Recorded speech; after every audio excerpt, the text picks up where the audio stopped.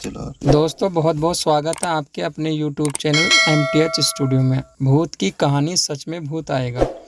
सालों पहले की बात है, एक लड़का किसी कंपनी में मैनेजर था।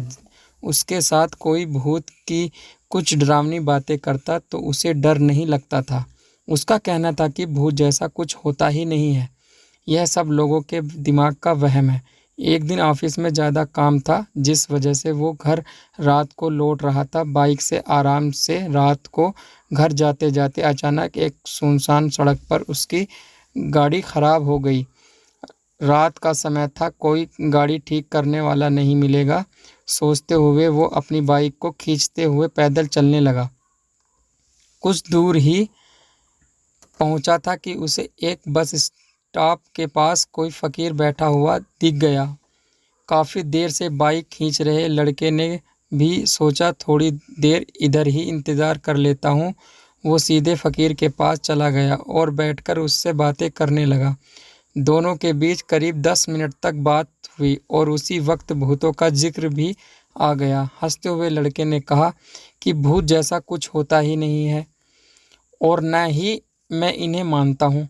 ये सारी झूठी और वहम वाली बातें हैं। फ़कीर ने लड़के की तरफ हैरानी से देखा और बोला, तुम भूत को नहीं मानते हो, वो एक अलग बात है। अगर तुम ऐसा कहोगे कि भूत होते ही नहीं हैं तो यह सरासर गलत है।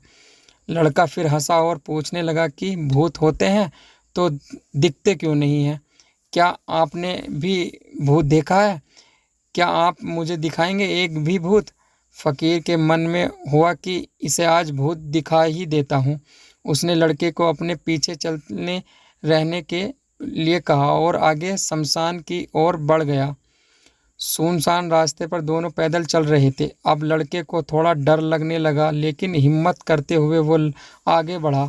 कुछ ही देर में दोनों शमशान पहुँचे। वहाँ कई मुर्दे जल रहे थे।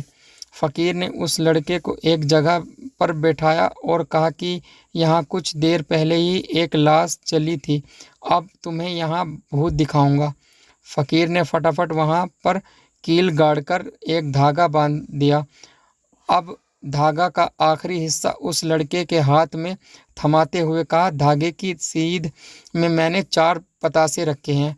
इन्हें खाने के लिए 4 आत्माएं आएंगी। जब तक आत्मा इन बतासों को पूरा ना खा ले, तब तक तुम इस धागे को बिल्कुल भी मत छोड़ना, वरना तुम्हारे साथ बुरा होगा। इतना कहकर फ़कीर ने लड़के को आंखें बंद करने के लिए कहा और खुद मंत्र पढ़ने लगा। लड़के को फ़कीर की बातें सुनकर थोड़ा डर लगने लगा, लेकिन वो धागे को तेज़ी से पकड़कर आंखें बंद करके हुए बैठ गया।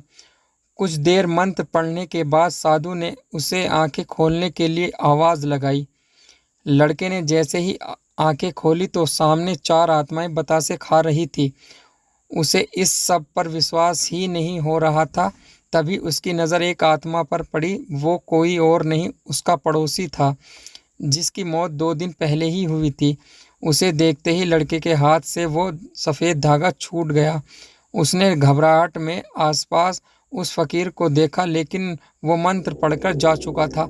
अब तक डर के मारे वो तेज़ी से अपने घर की ओर दौड़ने लगा। इस दौरान उसे कोई बार बार उसका नाम लेकर पीछे से आवाज़ें दे रहा था, लेकिन वो मुड़ा नहीं। किसी की तरह से वो घर पहुंचा और डरते डरते ही सुबह हो गई। सुबह सबसे पहले उसने शमशान की घटना के बारे में अपनी माँ बाप को बताया और सोने के लिए कमरे में चला गया।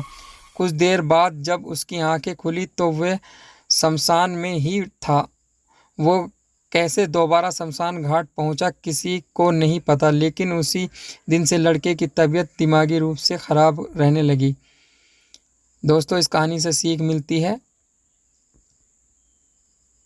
इंसान को साहसी होना चाहिए, लेकिन दुस्साहसी होना मूर्खता है।